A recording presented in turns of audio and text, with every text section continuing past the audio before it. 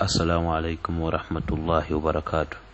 Bannange chance yennaku zino 10 ezisembayo mu Ramadan, buli omu otulosoko tusebbali tusoke tuyole zino sinswa sinsenene wabula mpeera kuyola bannayite wabaye baka sindikira buli omu yenna kutandika n'ekiro kya leero teri kwebaka otulo tuteeke ebbali oba tusaala juzu 3 ekiro tusulenga tusaala Laylatul Qadr esobola okutusanga tukwatireyo biidhinillahi subhanahu. Omuntu yenna anasangibwa nga Laylatul Qadr ayimiridde ali mu kukola emirimu gonna gw'obusiraamu, ali mu kusaddaaka, ali mu kuwaayo, ali mu kubeera nti nno asaala, ali mu kubeera nti nno abeera n'omukyala we wa halaali, ali mu mbeera yonna eya Allah gyasiima, khairu min alfi shahr.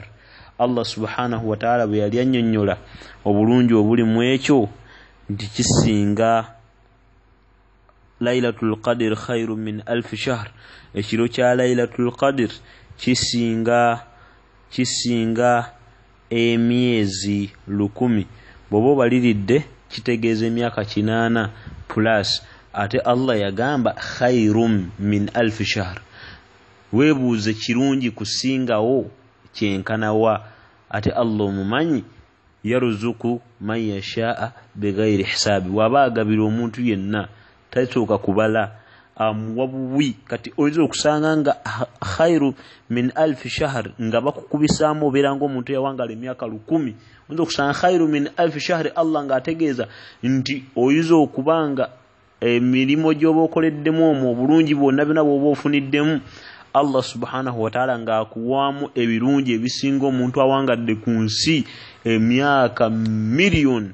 Kale n'olw'ensonga eyo buli omu yandizuukuse n'abeera nga abaako kyeyenyagira mu nnaku zino 10 ezisembayo mu mwezi gwa Ramadani zonna, kuba tumanyi lunaku lutuufu lwe luliwa. Okitegeera zonna zikwata ozibeere nti oziremerako. Okitegeera. Jazakumullahu khaira.